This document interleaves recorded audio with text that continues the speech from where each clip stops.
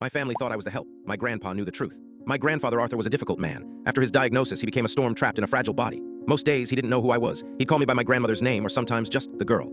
My family, his other children and grandchildren, visited on holidays. They'd bring expensive fruit baskets he couldn't eat and make awkward small talk for an hour before finding an excuse to leave. They'd walk past me in the hallway offering a tight, polite smile, the kind you give to a service worker. My cousin David once handed me a $20 bill on his way out. "For all your trouble," he'd said, patting my shoulder with pity. I never corrected them. I never said, "I'm his grandson, Mark. I'm the one who holds his hand when he's scared. I'm the one who knows he likes his toast cut into triangles, not squares. I'm the one who sits with him through the long, dark nights." Explaining it felt pointless. Their minds were made up. I was the help.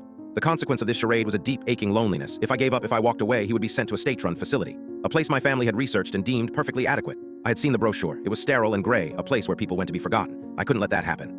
My life became a small, quiet loop. Medication schedules, changing bed linens, pureeing food, and reading old westerns aloud until my voice was hoarse. The slightly off part was how they talked about his things, even in front of him. "Dad's old watch would look great on you, David," my aunt would say. "And that roll-top desk, we'll have to figure out who gets that."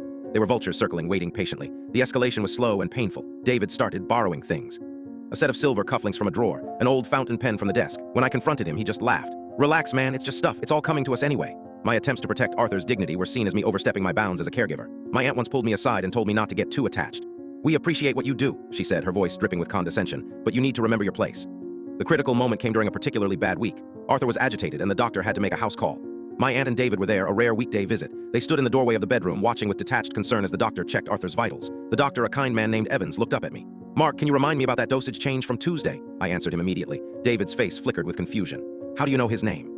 he asked the doctor, pointing at me. Dr. Evans looked baffled. "What do you mean? Mark is here more than I am. He's the only reason your father is still able to be at home."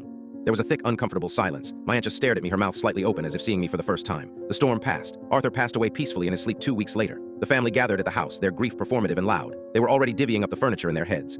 The lawyer arrived the next day to read the will. We all sat in the living room, a room I had spent thousands of hours in, but where I still felt like an intruder. The lawyer, a stern-looking man named Mr. Gable, cleared his throat. He read through the standard legal language and then he paused. "Now, regarding the tangible personal property, the furniture, the heirlooms, the contents of this house, and the entirety of the financial accounts." He looked up over his glasses directly at me. "Arthur's will is very specific. It all goes to his grandson, Mark."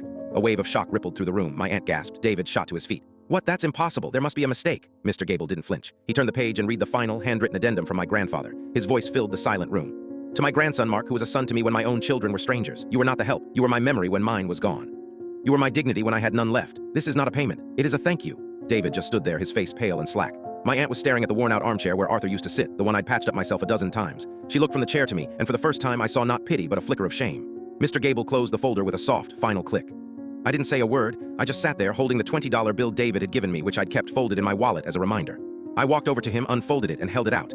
He just stared at it, unable to move.